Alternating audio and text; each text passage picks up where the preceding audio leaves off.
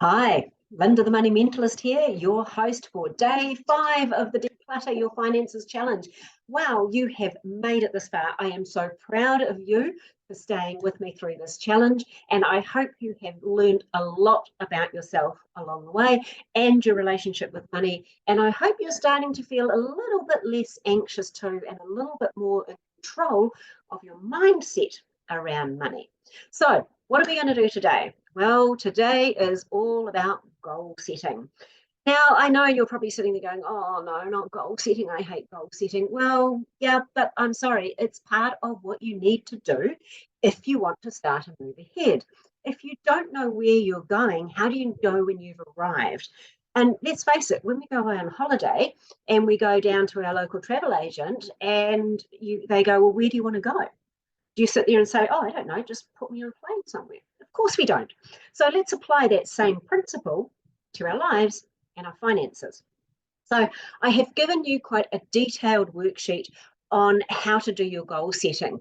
And it's kind of built in such a way, if you're familiar with goal setting, you can fly through it. If you haven't, it helps you kind of understand the process and different ways of thinking about it that might really work for you. So goal setting is important. It gives you some direction. Now, this is not set in concrete because we know things will change along the way, and you might get partway through a goal and you need to change direction a little bit or move from one direction to the other and things like that. So I don't want you to think that goals are set in concrete, because they certainly aren't. But if you don't have goals, then you can just tend to drift. And I find that a lot with clients that I work with, and even couples. We don't tend to think, well, what is it that we want to do? Conversations are very transactional. It's like, oh, have you paid the power, or good grief, look at the price of petrol. They're very transactional conversations. They're not the conversations about, well, where do we want to be? What do we want to achieve? Why are we working our butts off right now? Is it just to pay off a mortgage? Is it just so that we can put money in KiwiSaver to retire?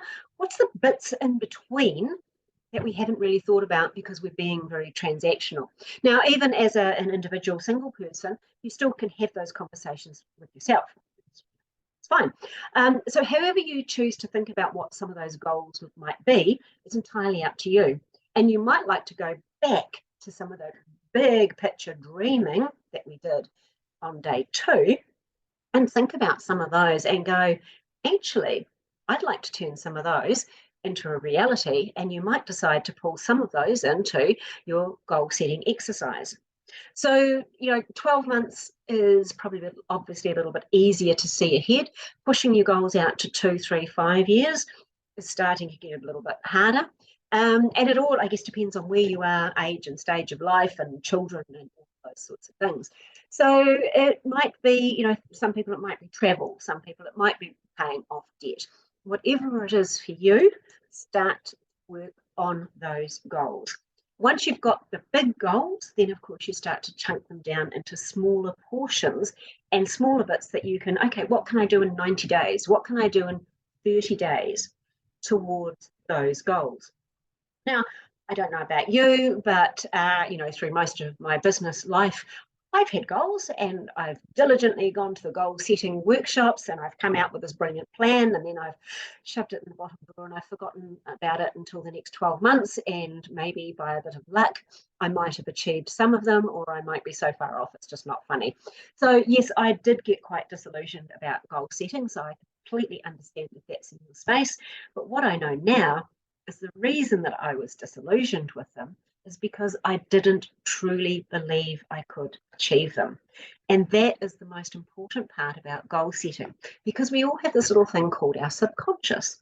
And again, when you are in a state of financial anxiety, remember I said our view is very, very narrow, and we can't see past what's in front of us. And so it can be really hard for us to truly believe that we can achieve this goal. So if you set a goal that is so far out of reach, then your subconscious will just kick in and go, nah, it ain't going to happen, and you'll sabotage yourself. So if you're and let's think of an example of that. So say, for example, your current income is $75,000 a year, and you set a goal and you go, in 12 months, I'm going to make $300,000. Well, if you've got an incredible business, you can certainly do that. However, there might be part of you in your mind that goes, hang on a minute, you've got this value about family and spending time with family. For you to go from 75 to 300, you're going to have to work maybe a lot longer hours than you currently are. Where does that put you in terms of your family? Hang on, you're breaching one of your fundamental goals. It ain't going to happen. So that's the sort of thing that I mean. You might have this goal that is achievable, but something else, your values will stop you and your subconscious will stop you. So you need to be really very, very certain that what you are putting down on your goals, you really, truly believe that you can achieve it. And if you don't truly believe that you can achieve it, scale it back. So maybe say, okay, I can go from 75 to 150 because I can still honor my value of family, because to do that, I can still have a weekend off. Yes, I might work out more hours during the week, but I get my weekends. So you're honoring the values and you're setting a goal that is achievable. And your subconscious will go, actually, this is pretty cool. Let's go for it. So that's part of it. That's why we self-sabotage ourselves with goals, because we don't have the belief to do it. And of course, the second thing is shoving them in the drawer is not particularly useful because you actually haven't taken action. So the most important thing is when you set these goals, what is the very first thing, the very first step you need to take to achieving the goals? So it's not just about writing the goal, I'm going to go from 75,000 to 150. How are you going to do that? What's the first thing you need to do?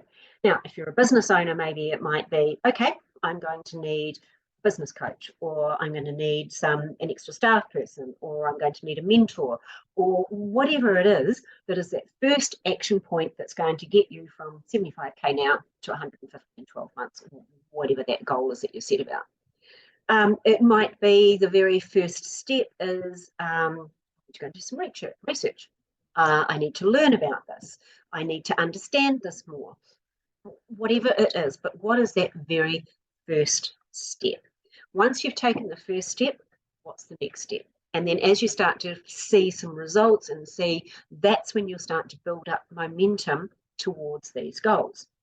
Now, the other thing that can kind of get in the way of us in terms of goals as well is we do all of this hard work and we get to the 12-month point, and instead of the 150,000 of income, we've only got 125. We go, well, that was a bit of a failure, wasn't it?